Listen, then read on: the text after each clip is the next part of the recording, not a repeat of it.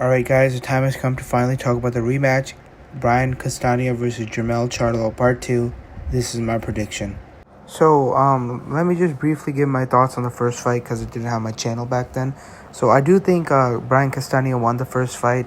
I think I had it 8-4 or 7-5. It was really close, but I thought Brian Castano had done enough. But honestly, I wasn't too mad at the draw. I really wanted a clear winner, but the fight was so close that the draw didn't make me that mad. It wasn't that bad of a robbery. But still, I claim it as a robbery, though. Brian Castano should have won. And every time Brian Castano would be having success is when he pushed Jermell Charlo to the ropes and just unloaded on him. Similar to what we saw last week, Canelo Bivol. Canelo didn't have an answer for Bivol when he was against the ropes, and Jermell Charlo didn't really have an answer to Castano when he was on the ropes. And Castano does this to everyone, man. Even against Lara, he was trying to get him to the ropes and then blast over there. That's where Castano works. He can't. Castano doesn't really work that well when he's being pressured or when he's like in the middle of the ring. But when he's the one pressuring, and then he gets you to the ropes and he unloads, and that's when he's like at his peak. He's at his best, and and performing the best that he can. And for Jermell Charlo, in the Brian Castano fight, he was more of a brawler than a counter puncher because in the second round, I believe it's the second round that Jermell Charlo rocked him. It was when he was countering. Jermell Charlo, he's a beautiful counter puncher. Is when he has your timing. That's when he's the best.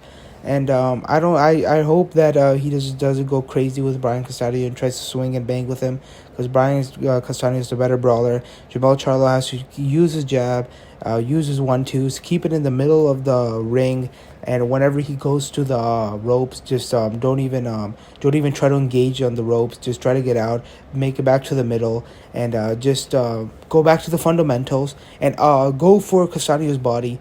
Because many times in the fight, Castano gave some weird reactions to body shots, and Jermell Charlo didn't really go to the body that much. And in the end, the last three rounds, two of them, I think Jermell Charlo rocked Brian Castano again. Yeah, I think he rocked Brian Castano like 3 times in the fight. It was a pretty close fight, but yeah. For this rematch, I do think Jermell Charlo will knock out Brian Castano if he has the game plan that he had, similar to the Tony Harrison fight, where he kept it in the middle of the ring.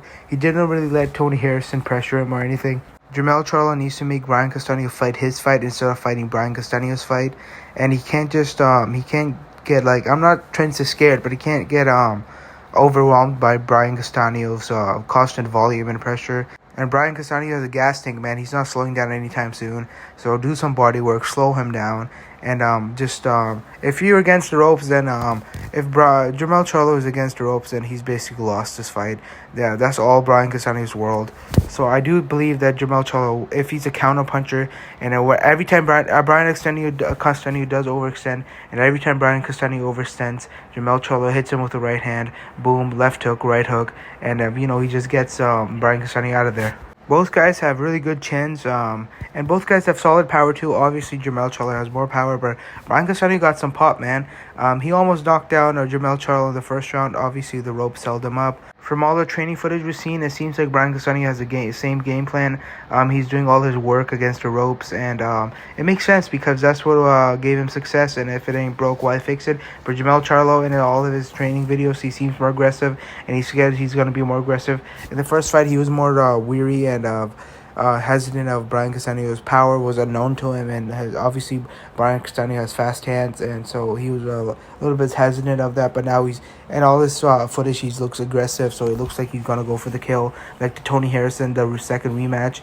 This second fight, he won for the kill. So I think Jermell Charlo will get Brian Castano out of there. For my prediction, I'm gonna say Jermell Charlo via 9th round KO. Who do you guys have? And thank you guys for watching. Have a great day. And please like and subscribe.